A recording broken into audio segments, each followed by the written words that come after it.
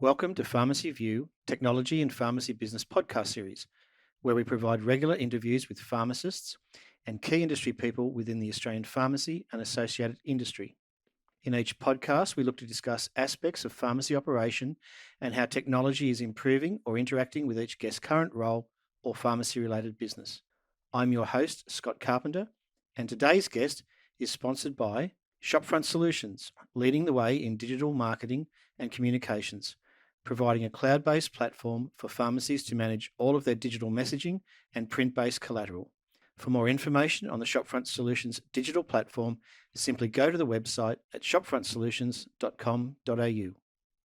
I'm talking today with Shane Bartle, CEO of Storbie, and have co-host Anthony Saponsis from Arian Technologies on board today also. Welcome, Shane and Anthony. Yeah, hi there, Scott. Really great to be here. Thanks for the opportunity to talk to you. No Thanks, problems Scott. at all. So, Shane, unlike many of our guests to date, you and I actually haven't had the opportunity to meet. However, from my experience in the last 12 months, I would suggest your business has received quite a lot of contact with Australian pharmacy businesses. So, by way of introduction, who is Shane Bartle?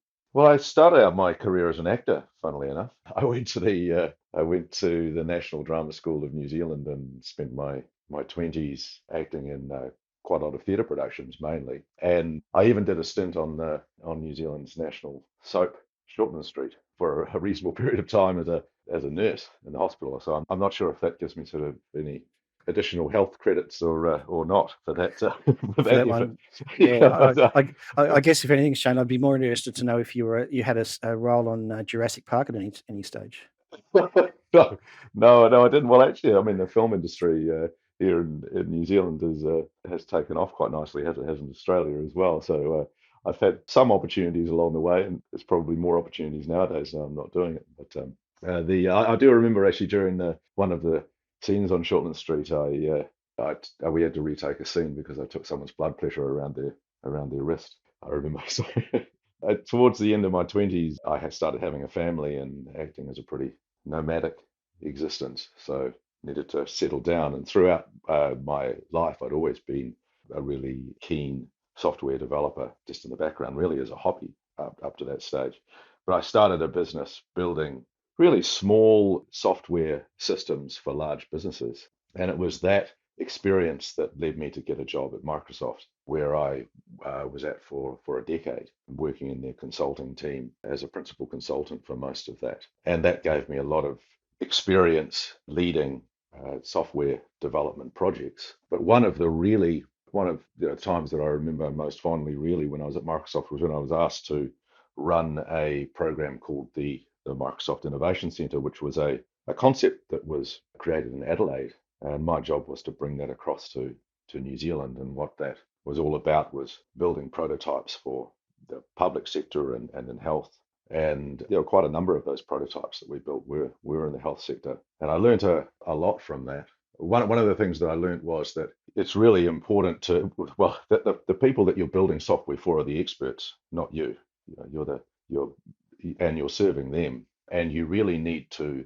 It's best when you're building something to have it out there being used by the people that are using it, and see how it's going out in the real world, and do it iteratively, getting feedback from them, the experts. One thing that I remember that happened, we were building a prototype for the fire service, where they were having some challenges around getting the hazard information as they were traveling to an incident. And we built this system for them so that they could get that information easily on the go as they were racing to an incident. And we found out on the first time they used it that they couldn't use it because they had gloves on.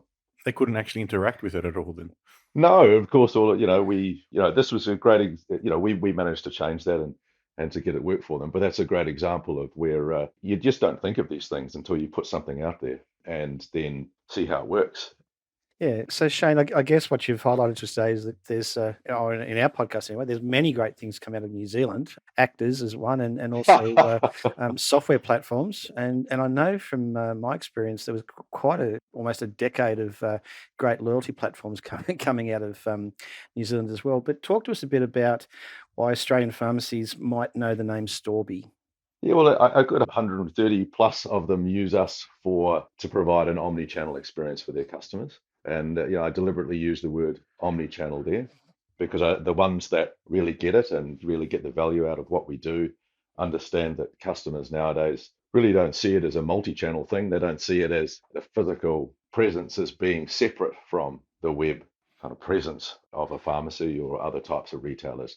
Yep. They nowadays they really interact seamlessly between the two without even thinking about it. I mean, pick up in store is an obvious example of that, where you start your interaction online and end up in store, but to actually complete the purchase. But there's lots of examples of where a pharmacist wouldn't know that a significant part of the reason for that purchase has happened online. So what we provide for community pharmacies is a way that they can cost effectively. And when I say cost effectively, I don't just mean money. I actually in many ways mean time.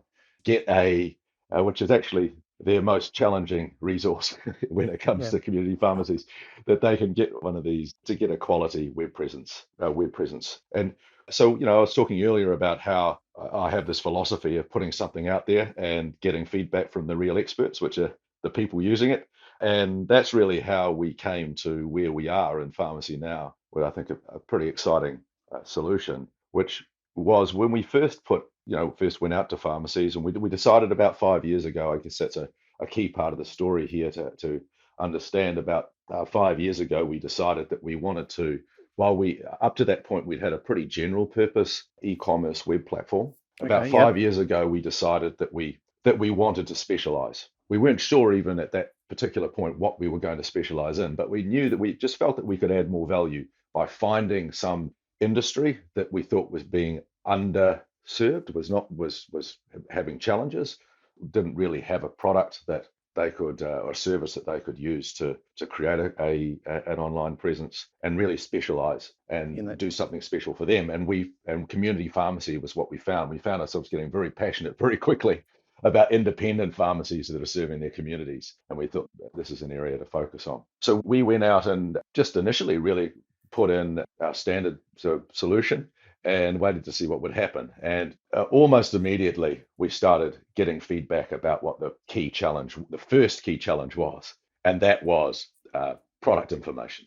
Okay. So it's all very well to provide a community pharmacy with a quality sort of online web solution, but if it's going to be true omni-channel, you really need to have all your products and services on that site. Yes. Even just as much for discoverability as it is for anything else. But the whole industry is really geared. There's a lot of stuff that's been systems that have been put in place over decades around product information, but it's all product information that is optimized for running a point of sale system. Correct. Yes. It's not. Even the product names are in capitals often and abbreviated, right? So they're not. Yeah, There's certainly no. Yelling at you. Sorry. You know, when your e-commerce site yelling at you. No, that's right, exactly. And let alone any kind of reasonable description, because there's no reason to have a big long description in a point of sale system that's on the back of the packet, and there's no reason for a quality image. So none of these systems had even fields.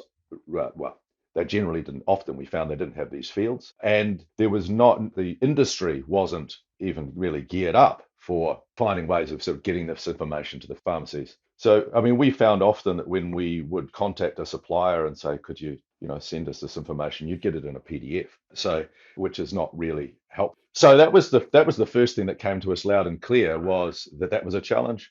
And the other one was integration, that there really wasn't great integrations with the key systems they use every day, these point of sale systems, because in pharmacy, they tend to be they're specialized systems. Whereas in other areas of retail, there's often sort of general point of sale systems. In pharmacy, there's specialized ones. Very much so. Yeah. So on that note, you mentioned just before that obviously pharmacy is a specialization, and I noticed on your website you also focus on vets and optical. So it's almost like you've taken a healthcare focus. Would that be right? Yeah, so when we think about it, I guess we certainly have ended up working, taking that healthcare focus. I guess for us, for our future, for the company, what we've identified is that there is this type of business which is particularly challenged when it comes to, and almost forgotten, I think, when it comes to creating an omni-channel solution. And that is these organizations that don't have a lot of resource. They're small, they're often owner-operator, but they have a very complex supply chain. And they tend to be in these established industries. So community pharmacy is absolute perfect example of that. Veterinary is a perfect example of that. But there are others outside the health industry. We may look at those in the future. Certainly, it's really kind of, it's easy enough for a retail store without a complex supply chain to, there's plenty of options for them to go and get Yes. a website set up and running. There's Yeah. heaps of them. And I think that's also one of the things that has occurred to us is I think there's a lot of people that don't understand this, so that when they might talk to a pharmacist and go, have you got a website up and running? And, or really, you must be thinking about omnichannel. What's happened with COVID? This must be, big on your mind. And the pharmacist goes, oh no, I haven't. That the person talking to them doesn't understand how challenging it is for them without some sort of without a solution like Storbie is putting together. It's just that, like when you walk into a pharmacy and you look around their actual physical pharmacy and you see this incredibly complex operation that they're running, and then it's only like a few people doing that. How do they do that? How do they achieve that? But they are, and they've been doing that incredibly successfully for decades. They achieve that because they're not doing it on their own. Yes. There are groups that they join that do lots of work on their behalf in order to make that happen. The suppliers have reps that come into the store and put posters on the wall and that for them. Yeah. What we're about is working with the industry so all the suppliers and the wholesalers and the distributors and the other vendors like POS systems, helping them to think about how to extend their offering to the web, to omni-channel.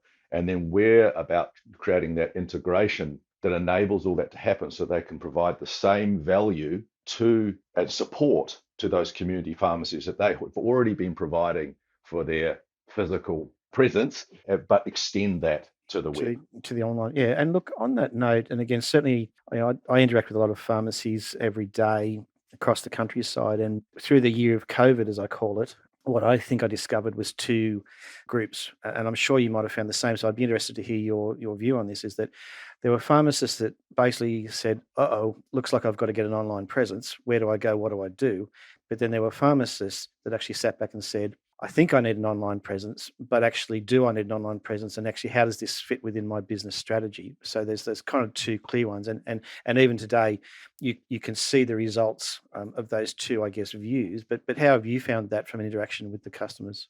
Yeah. Well, certainly. I mean, look, technology for technology's sake, I'm definitely not interested in that, right? It is important for pharmacy to think about, technology before they put it in. I think that one of the things that's driving those thoughts is around value, and part of value is how challenging is this going to be for me? And that is one of the things that we, have put a lot of work and effort into, is making that the cost side of the equation, both in time and money, Yep. lowering that.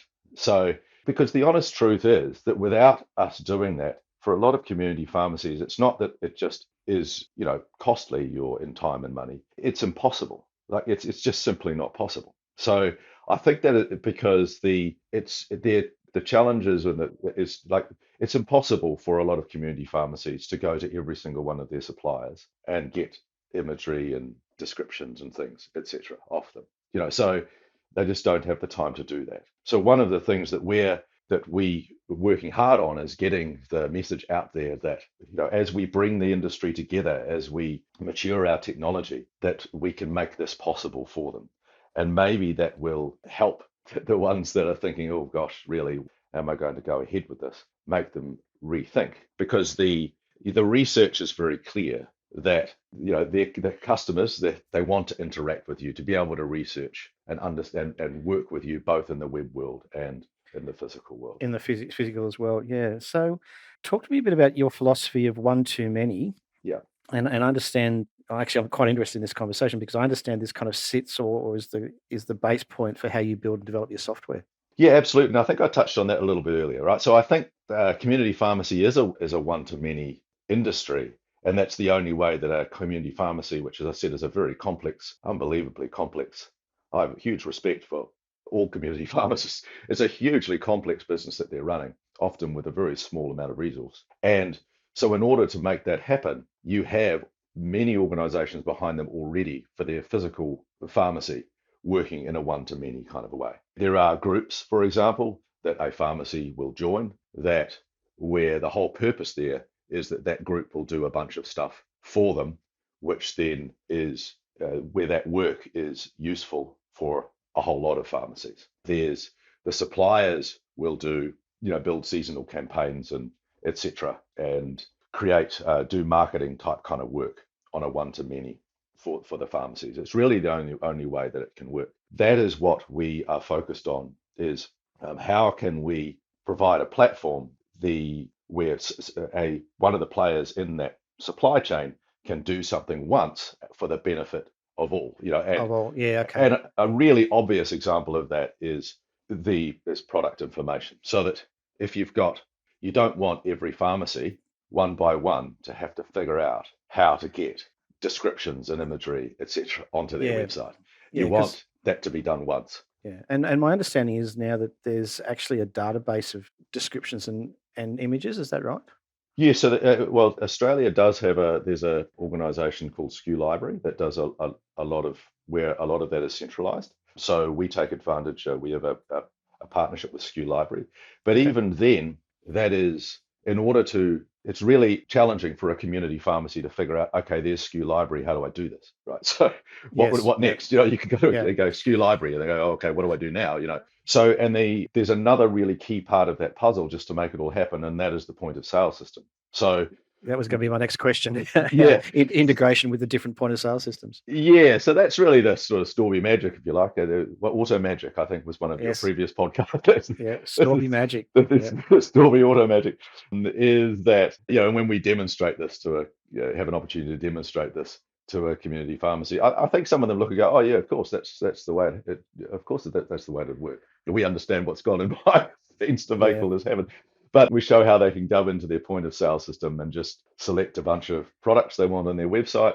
The point of sale system knows the stock levels and knows the price and knows Yes. which products you want on your website. Auto magically, it goes and connects that up with the imagery, descriptions, etc., that have been managed by the supplier and automatically appears on your website. So again, yes, so Storbie integrates with all of the, I guess, industry partners it needs, because at the end of the day, as you've indicated, it's got to be easy for the pharmacy and the team to operate this. You going back to your earlier point, you walk into a pharmacy and you wonder how 2 or 3 people or half a dozen people could actually run such a complex business. But you're right. They've done it by natural progression and transformation of business over time, but they've also done it because there's a whole lot of industry partners sitting behind them. So this is where you see Storbie sitting in from this online e-commerce presence, isn't it?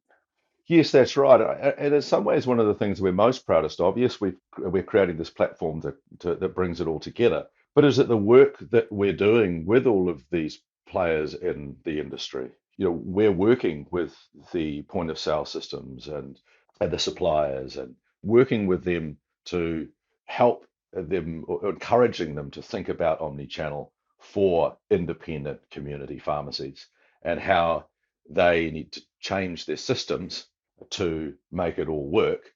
And then we say, and when you do that, what we will do is we'll be the glue to bring it all together for the pharmacy. But so there's really kind of where we are a technology platform and we are, automators and integrators, but we also think of ourselves as being influencers and influencers in the industry. And we do that because a lot of making all this work has got nothing to do with technology, So, and we could put the technology out there, but it would be pointless without these industry players coming on board kind of with us on this journey. We always say technology is just a tool and lets you just do the job. But there's a lot of things that happen behind the curtain, so to speak, like the Wizard of Oz, how you're saying the auto magic to get all that happening. There's probably a few things that pharmacies don't really consider when they're considering getting an e-commerce solution. What are some of the biggest problems that you've seen or some of the tips that they should consider before they just go out and roll out an e-commerce solution for their store without giving it too much thought? Yeah, well, I think one of the things is for them to think about not to think about it like their website as being a separate thing from their physical store. It's the pharmacies that's the biggest challenge that we find is helping. We know that the pharmacies that get that really get it and get the most out of what we do. It's the ones that think of the website as being really just an extension. It's a continuum through to their physical store.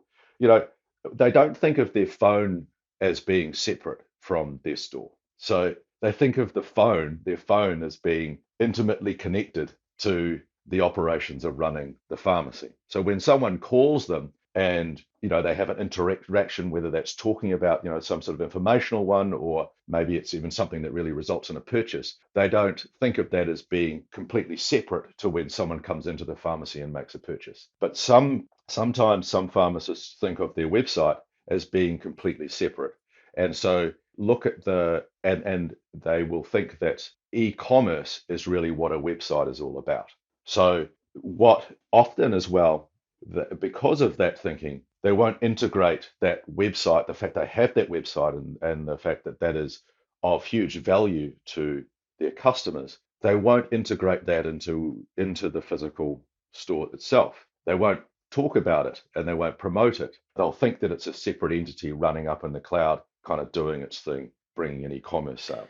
Yeah, So and Shane, I've the listeners are probably getting tired of me reiterating this point, but so many times, following on your point there, a customer walks into a bricks and mortar pharmacy, and in the main, they'll get pretty fast, quick attention, or at least recognition. And if anything, in an online presence these days, that attention to online interaction, so whether a customer's asked a question through social media, whether they've placed an order through the e-commerce platform, whether they've actually submitted an e-script, the recognition of that interaction almost needs to be faster, or if not as fast as if you were walking into the bricks and mortar pharmacy, because if you don't, you run the risk of actually alienating that customer just as easy as if you didn't pay them attention in the pharmacy. yes, absolutely. And it's we had a pharmacist that found it very challenging with all of the inquiries that started coming in once they set up a Storbie website. It's like I've got to deal with all these inquiries. What a Yeah. problem to have. Oh, I know exactly. Yeah. But look, we totally understand that this is, again, it's not about technology, is it? Some of the stuff, it's challenging. Like this is change, right? So I can totally understand these. As I said, I have a huge admiration for community pharmacists, what they're dealing with, and the complexity of their business, and I fully understand that when they put in, extend their business out to the internet, that is going to be disruptive for them, but it's good disruption and it's what their customers want.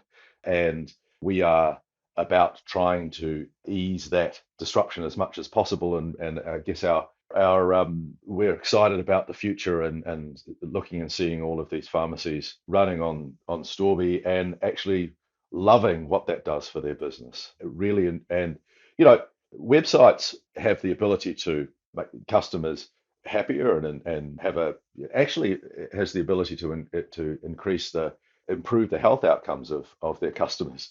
One of the things that it also, well, I guess this is related to that, it can save you time as well. Like, so we have some pharmacists that are one of the things that they love about their website is that they notice that certain queries and things that they have to do manually decrease through the website. So it is as much about saving them time, and really, which means that they have more time to be doing what they do best, which is working one-on-one as people with the people in their community. Yeah, and I think that was the point that you've made prior, and I know Anthony raised it as well, is that really a software platform, whilst in the initial stages there's the learning process, it's usually designed to actually, take an opportunity and fulfill that opportunity, but do it in the easiest possible way.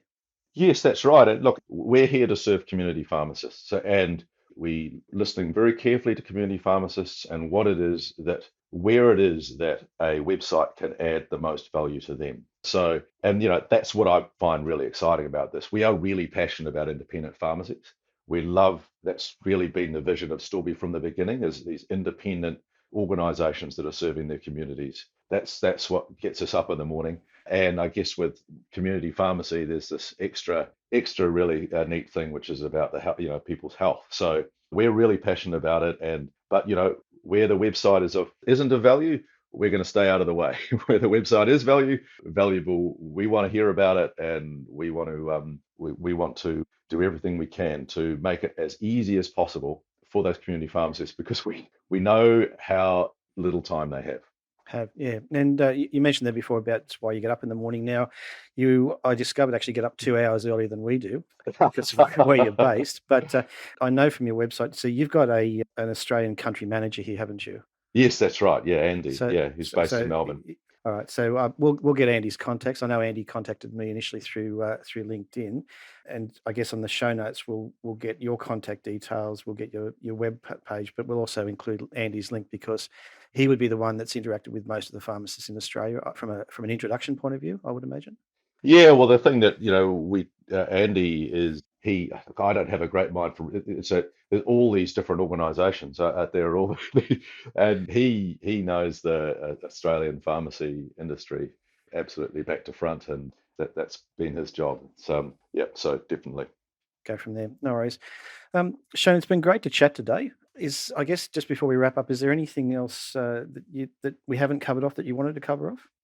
Yeah, well, look, I mean, I guess just in summary, we want an opportunity if you're a community pharmacy out there, and we would like an opportunity just to show you how possible it is to create a pharmacy website in Australia with Storbie. So just get in touch with us, and we're more than happy to demo it to you. From that perspective. And Anthony, was there any last questions from yourself? No, I think that was it without going into anything too technical, which is not going to bore people some more. Yeah, no, got it. All right, gents, thanks very much for your time this morning. I really appreciate it, and I look forward to staying in contact and hopefully chatting again in the future. That'd be awesome. Thanks, Scott. Thank Thanks, you. Anthony. All right. Thank you for listening today. Pharmacy View is a technology-focused podcast provided by Melbourne-based business Arian Technologies and Shopfront Solutions. Over the podcast series, our guests include pharmacists, retail managers, wholesalers, suppliers, and industry technology partners. If you would like further information on our podcast series or to participate in one of our episodes, feel free to send me a message or touch base through the Pharmacy View website, pharmacyview.com.au.